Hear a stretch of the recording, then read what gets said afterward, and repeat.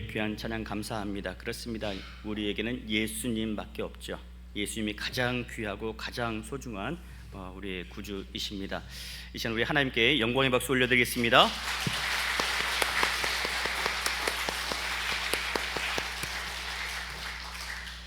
할렐루야. 오늘 이 시간 예수님의 제자가 됩시다 라는 제목으로 말씀의 은혜를 나누도록 하겠습니다. 지난 시간에 예수님의 3대 사역을 함께 살펴보았었죠. 무슨 사역이 있었어요? 가르치시고 전파하시고 고치시는 사역이었습니다. 예수님의 이 사역을 통해서 하나님으로부터 멀어져 있는 자들을 하나님 앞에 나올 수 있는 귀한 예배 자리를 회복시켜 주셨었죠. 사람들은 예수님이 하신 일을 보고서 하나님께서 보내신 메시아임을 고백을 했고, 예수님은 믿음으로 고백한 저들에게 구원의 은혜를 허락해 주셨습니다.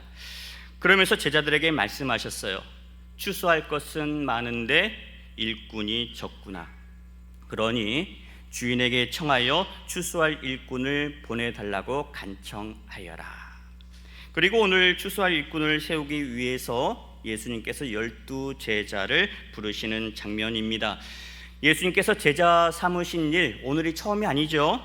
마태복음 4장에 보시면 갈릴리 바다에서 고기를 잡던 베드로와 안드레 그리고 야고보와 그의 형제 요한을 부르신 바 있습니다. 그리고 마태복음 9장에서도 마태를 부르셨는데, 이때 부르심을 받았던 제자들의 모습은 한결같았습니다. 조금도 지체하지 않았어요. 예수님께서 명하실 때 그물을 내려놓고 배를 내려놓고 아버지를 내려놓고 모든 일을 내려놓고 예수님께 따라 나섰던 모습을 우리가 보았습니다. 그리고 오늘 나머지 제자를 부르셔서 이제 모두 12제자가 되는 거죠. 왜 12명일까요? 성경학자들은 12이라는 수를 완전수로 이렇게 얘기를 합니다.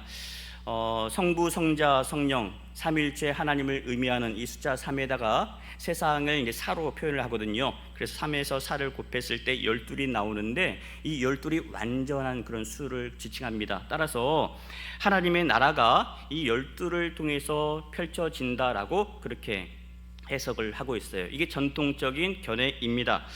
저는 이 12이라는 수를 하나님께서 펼쳐가시는 구원의 역사의 틀로 해석을 하고 싶습니다. 하나님께서 이 땅을 구원하기 위해서 일찍이 아브라함을 택하시고 자손의 복을 약속하셨었죠.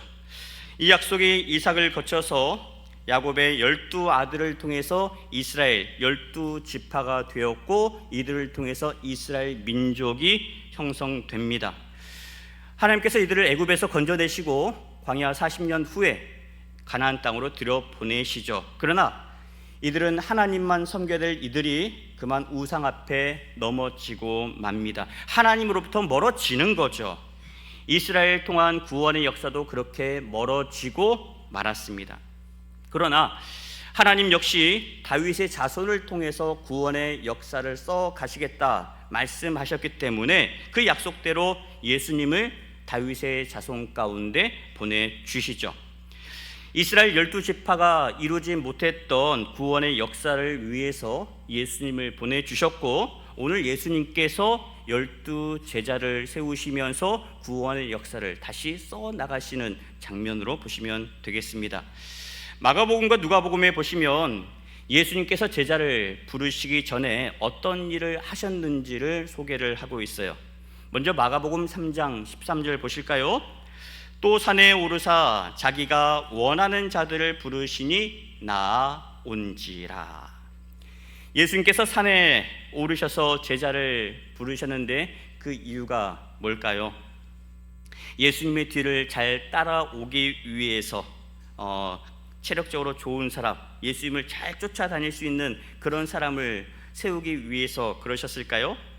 물론 이것도 하나의 이유가 될 수는 있을 겁니다. 그러나 오늘 말씀을 누가복음 말씀으로 살펴보시면 예수님께서 산에 오르신 이유가 분명해집니다. 누가복음 6장 12절 13절 같이 읽어보겠습니다. 이때에 예수께서 기도하시러 산으로 가사 밤이 새도록 하나님께 기도하시고 밝음에 그 제자들을 부르사 그 중에서 12를 택하여 사도라 칭하셨으니. 아멘. 예수님께서 산에 오르신 이유가 분명해졌어요. 뭐 때문에 오르셨습니까? 기도하기 위해서. 밤이 새도록 기도하셨습니다. 무엇을 놓고 기도하셨겠어요? 하나님, 믿음으로 헌신할 수 있는 제자를 붙여주십시오. 어떤 역경이 있더라도 흔들리지 않고 하나님의 말씀대로 따라올 수 있는 그런 신실한 제자를 세워주십시오. 이를 위해서 기도했을 거예요. 지금 당장은 부족하겠지만 열심히 훈련받아서 복음의 열정으로 거듭날 수 있는 그런 제자를 붙여달라고 기도하셨을 겁니다. 그렇게 산에 오르셔서 기도하시고 부르시니 제자들이 믿음으로 따라 나섰죠. 순종하며 나왔습니다. 사도 바울은요, 예수님께서 자기를 부르신 이유를 이렇게 고백을 하고 있습니다. 로마서 9장 16절 말씀입니다. 그런즉 원하는 자로 말미암음도 아니요 다른 박질하는 자로 말미암음도 아니요 오직 긍휼히 여기시는 하나님으로 말미암음이니라. 아멘. 예수님의 제자가 되는 것, 부르심을 받는 것은 내가 원해서 되는 일이 아니라는 거예요. 하나님, 제가 이 급한 일이 있으니까 이 일을 맞춰놓고 나중에 가겠습니다. 그런 게 아닙니다. 내 뜻대로 하는 게 아니에요. 부르실 때 믿음으로 가는 거죠. 예수님의 제자는요, 다른 박질을 잘한 사람이 아닙니다. 세상에서 뛰어난 사람을 예수님께서 택하지 않으셨어요. 원하지 않으셨어요. 예수님께서 제자로 삼으시는 기준은 분명합니다. 하나예요. 오직 긍휼히 여기시는 하나님으로 말미암았다라고 말씀하세요. 우리를 불쌍히 여기시는 하나님 아버지께서 우리를 구원하기 위해서, 우리를 죄에서 건지기 위해서, 다시 하나님과의 관계를 회복하기 위해서 하나님의 백성 삼으시고 하나님의 자녀 삼으시기 위해서 긍휼히 여기는 그 마음으로 우리에게 찾아오셨다라고 하는 거예요. 찾아오셔서 우리를 부르십니다.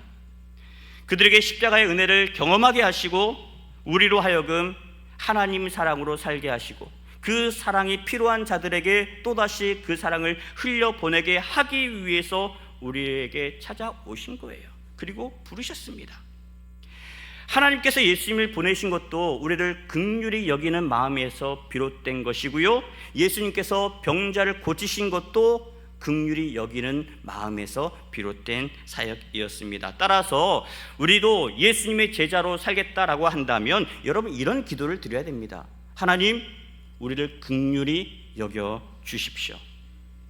우리는 예수님이 아니면 한순간도 살 수 없습니다. 하나님 말씀 안에서, 예수님의 사랑 안에서 우리를 인도해 주옵소서. 하나님의 음성에 귀를 기울이는 자들 되게 해 주십시오.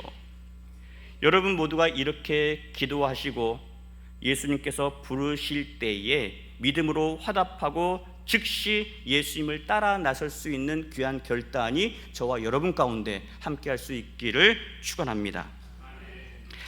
이제 예수님께서 12 제자를 부르신 다음에 하신 일에 우리가 주목해 봤으면 좋겠어요. 1절 하반절에 보면 더러운 귀신을 쫓아내며 모든 병과 약한 것을 고치는 권능을 주셨다라고 말씀을 하고 있어요. 원어 성경에 보시면 여기 주셨다라고 하는 표현에 미완료 시제가 사용된 것을 볼 수 있습니다. 어떤 의미냐면 예수님께서 우리에게 권능을 주실 때 단 한 번 주시고 그치신 게 아니라는 거예요. 필요할 때마다 주시겠다는 거죠. 구할 때마다 주시겠다라고 하는 겁니다. 바꿔 말하면 우리가 주의 일을 할 때에 첫사랑만 가지고 하는 게 아니라는 거예요.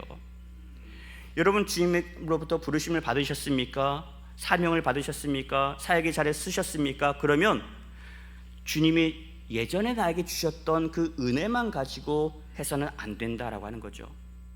매 사역에 설 때마다 구하셔야 됩니다. 하나님, 오늘도 저를 긍휼히 여겨주십시오. 하나님, 오늘도 저에게 능력을 주십시오. 권능을 주십시오. 지혜를 주십시오. 사랑하는 마음을 주십시오. 그 사랑하는 마음 가지고 감당하겠습니다. 여러분, 예수님도요 그냥 사역하신 게 아니에요. 제자를 삼는 이 일조차도 그냥 하신 게 아닙니다. 산에 오르셔서 기도하셨어요. 밤이 새도록 기도하셨습니다. 다른 일들도 마찬가지예요. 중요한 사역들을 놓고 늘 습관을 따라서 산에 오르셔서 기도하시는 예수님의 모습을 우리가 볼 수 있죠. 우리도 마찬가지입니다. 예수님을 따르겠다라고 한다면 우리도 예수님처럼 습관을 따라서 산에 오르는 노력이 필요한 거죠. 여러분, 장소가 중요한 게 아닙니다. 여러분 서 있는 그 자리에서 여러분 구별된 마음으로 기도하십시오. 새벽을 깨우며 기도하십시오. 하나님, 오늘도 주의 뜻대로 살기를 원합니다. 제 생각대로, 제 능력대로 살지 않게 하시고 하나님의 말씀으로 감당할 수 있도록 저에게 힘을 주십시오. 지혜를 주십시오. 권능을 허락해 주십시오.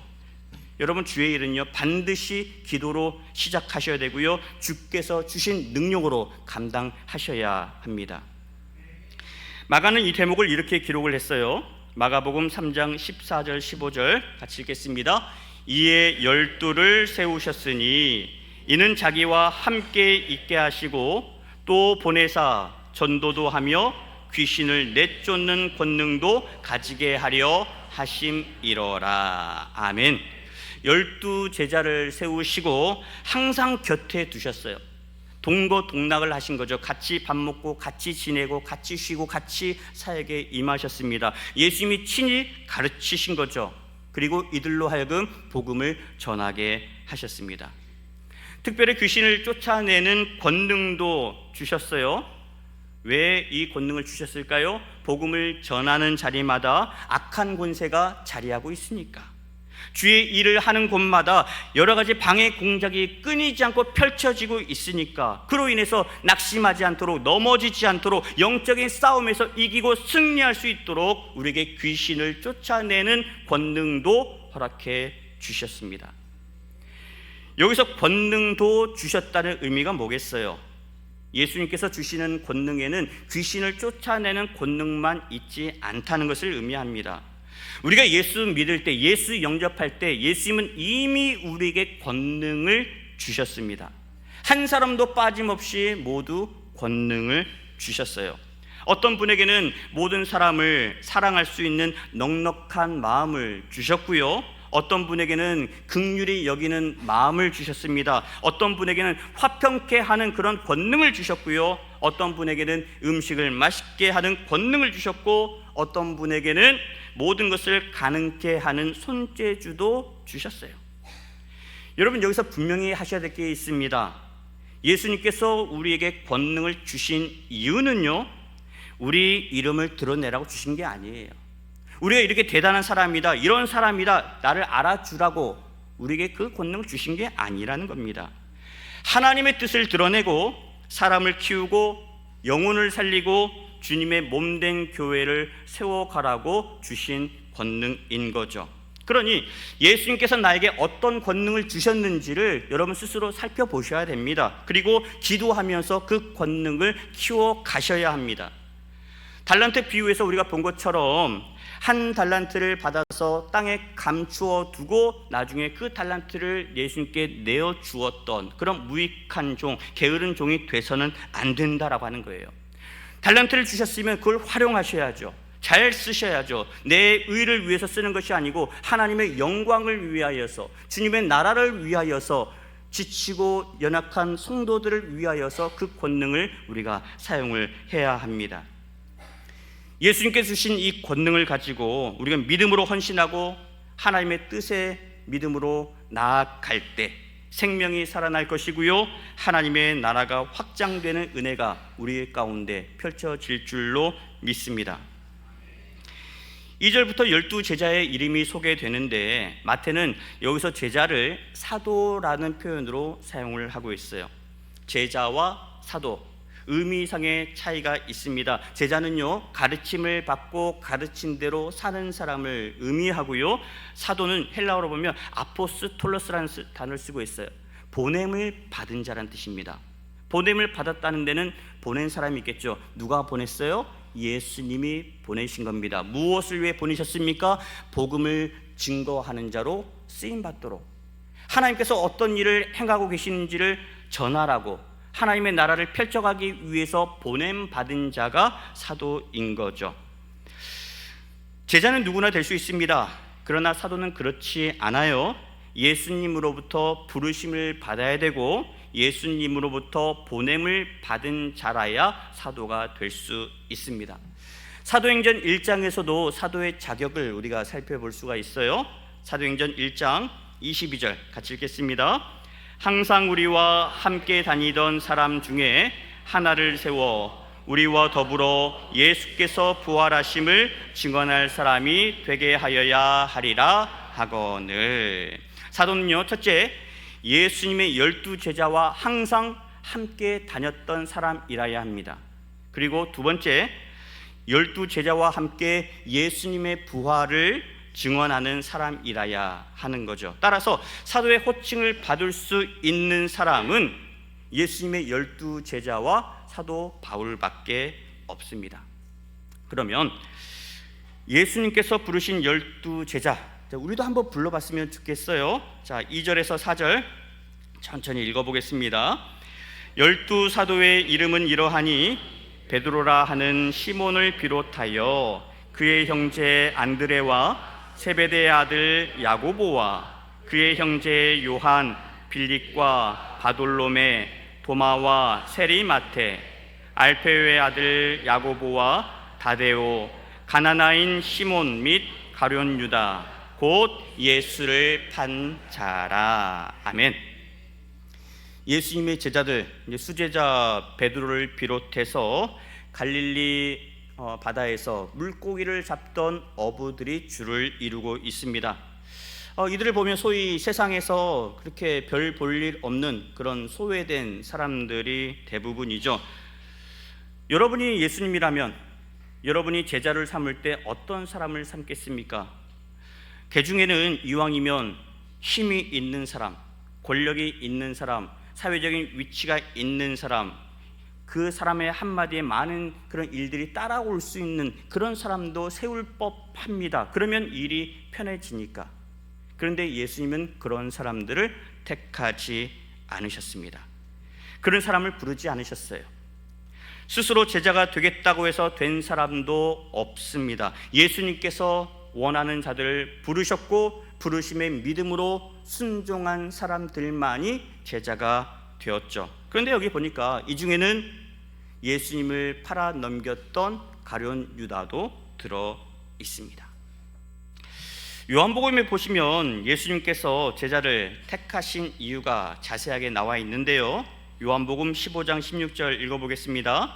너희가 나를 택한 것이 아니요 내가 너희를 택하여 세웠나니 이는 너희로 가서 열매를 맺게 하고 또 너희 열매가 항상 있게 하여 내 이름으로 아버지께 무엇을 구하든지 다 받게 하려 함이라. 아멘.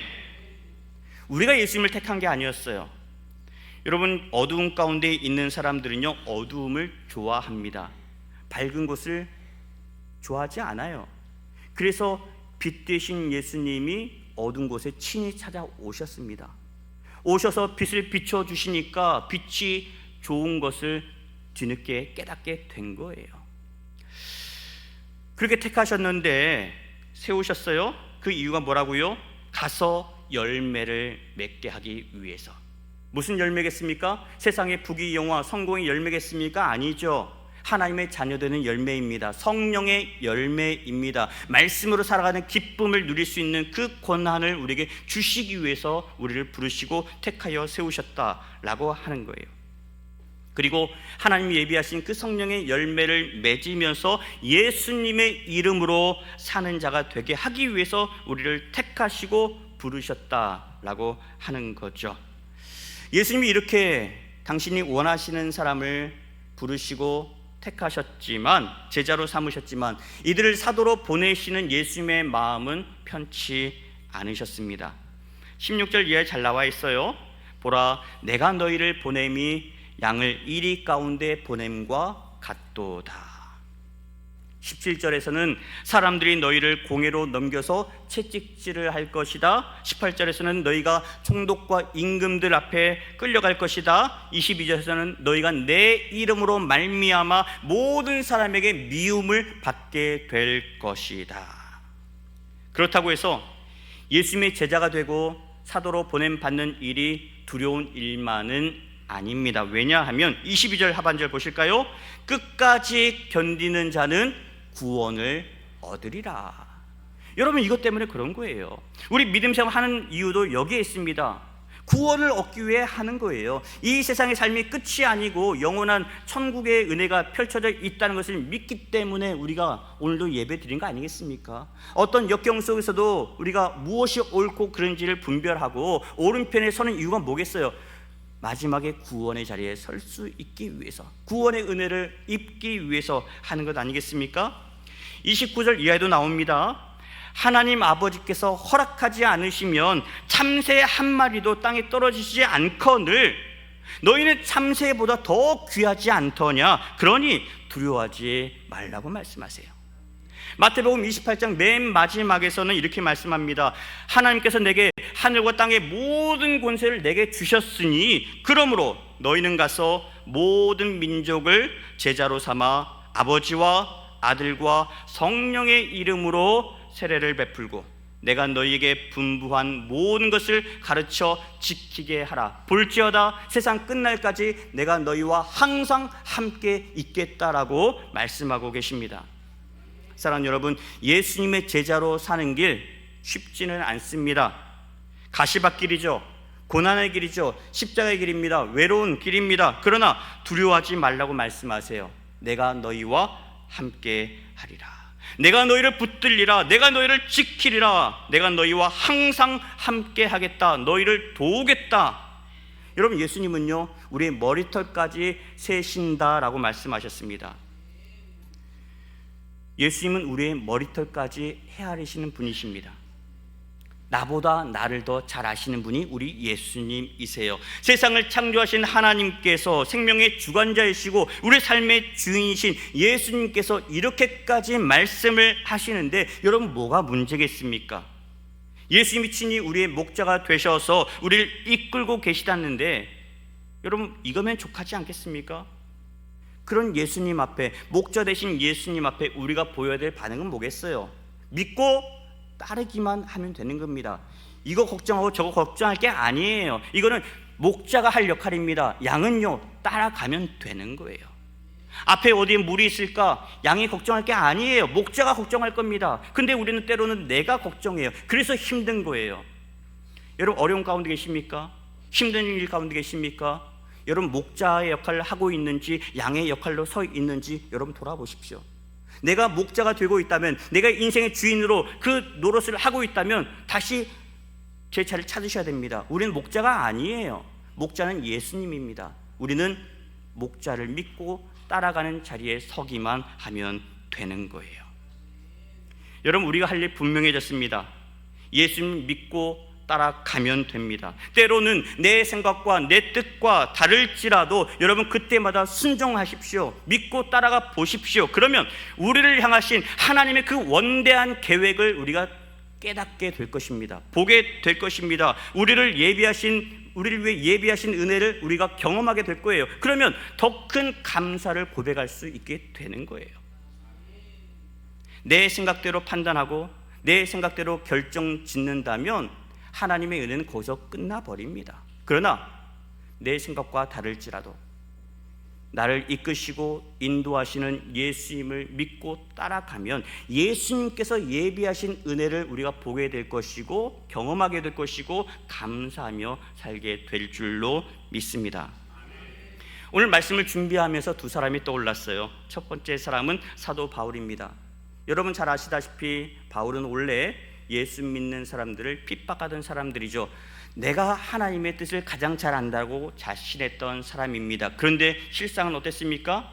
본인의 입으로 고백하죠. 내가 괴수 중에 괴수였습니다.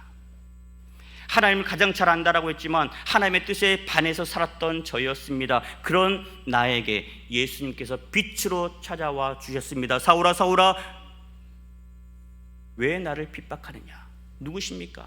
네가 핍박하던 예수이라.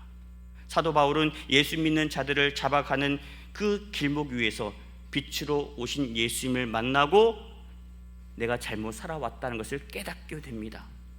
여러분, 사울이 바울이 된 이유가 뭐였어요? 자기 결단에 의해서 한 게 아닙니다. 자기 노력에 의해서 된 게 아닙니다. 예수님이 찾아오셨고 예수님이 그의 이름을 불러주셨고 불러주셨을 때 믿음으로 고백하고 반응하고 결단했기 때문에 바울이 된 거 아니겠습니까?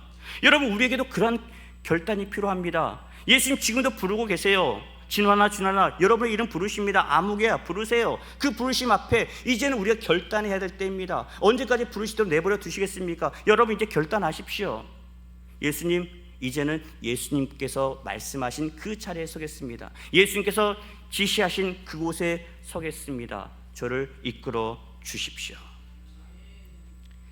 사도 바울은 예수님을 인정하고 예수님을 영접하면서 이제는 예수님을 핍박하는 인생이 아니라 예수님을 알지 못하는 사람들에게, 특별히 이방인들에게 복음을 전하는 이방인의 전도자가 된 거죠.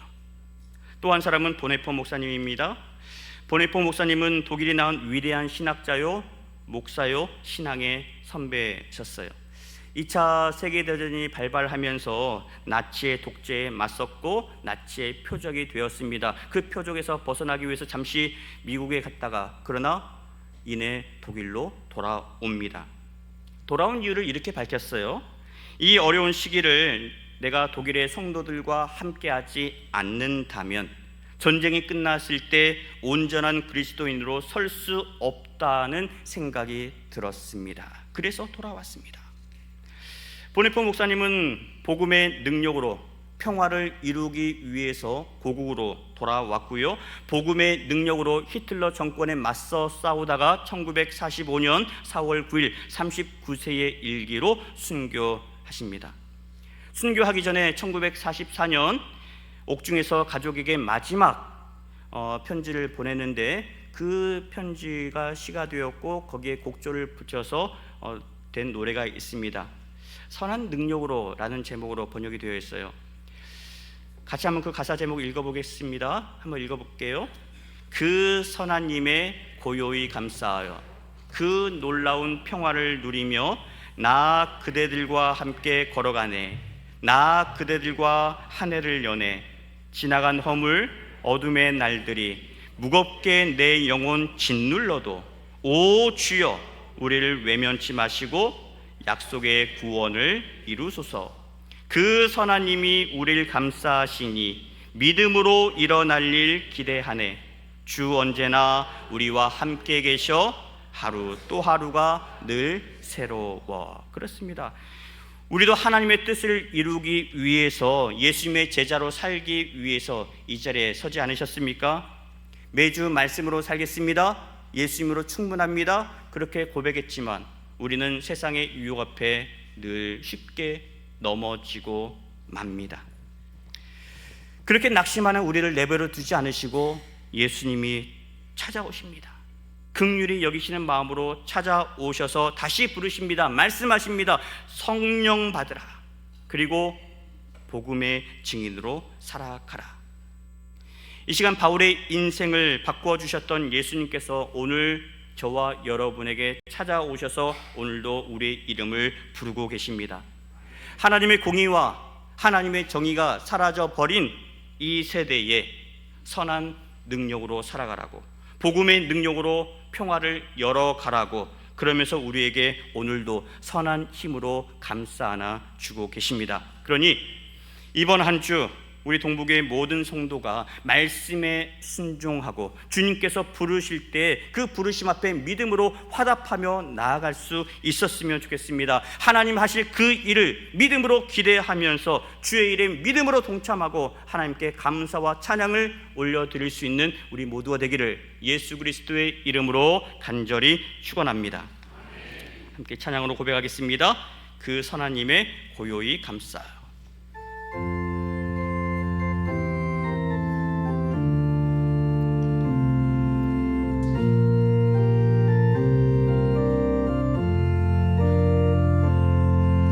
그 선한 님의 고요히 감사요.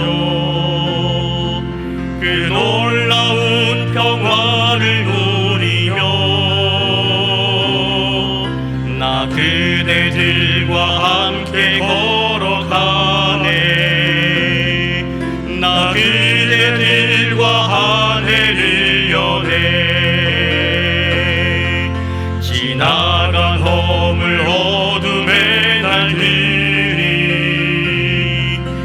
무겁게 내 영혼 짓눌러도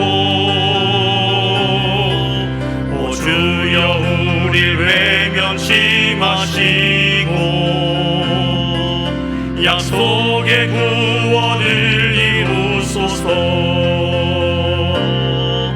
그 선한 힘이 우릴 감싸시니 믿음으로 일어날 일 기대하네. 주 언제나 우리와 함께 계셔. 하루 또 하루가 늘 새로워. 주께서 밝히신 작은 촛불이 우리가 그 촛불이 되었으면 좋겠습니다. 어둠을 헤치고 타오르네. 그 빛에 우리 모두 하나 되어 온누리의 빛 중에 하소서. 이 고요함이 깊이 번져갈 때 이 고요함이 깊이 번져갈 때 저 가슴 벅찬 노래 들리네. 다시 하나가 되게 이끄소서. 당신의 빛이 빛나는 이 밤. 일어나 찬양하실까요? 그 선한 힘이 우릴 감싸시니 믿음으로 일어날 일 기대하네. 주 언제나 우리와 함께 계셔. 하루 또 하루가 늘 새로워. 하나님 감사합니다.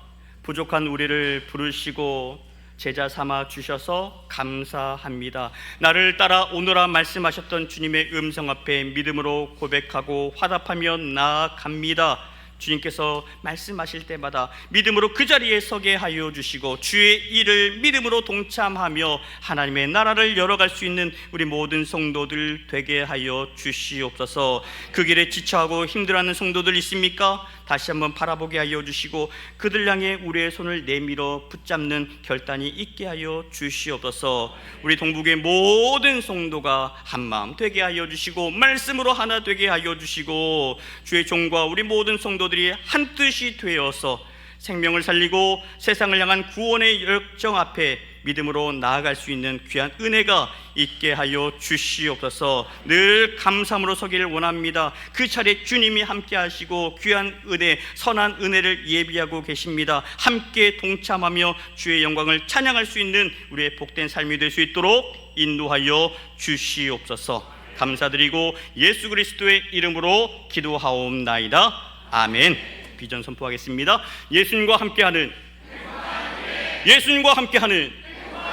예수님과 함께하는 이제는 우리 구주 예수 그리스도의 은혜와 아버지 하나님의 그 크신 사랑하심과 성령님의 인도하시고 돌보시는 거룩하신 역사하심이 우리를 부르시고 우리에게 귀한 선한 자리에 이끄실 때 믿음으로 동참하기로 다짐하는 주의 모든 권속들 머리 위에 이제로부터 영원 끝날까지 함께 계시옵기를 간절히 축원하옵나이다. 아멘.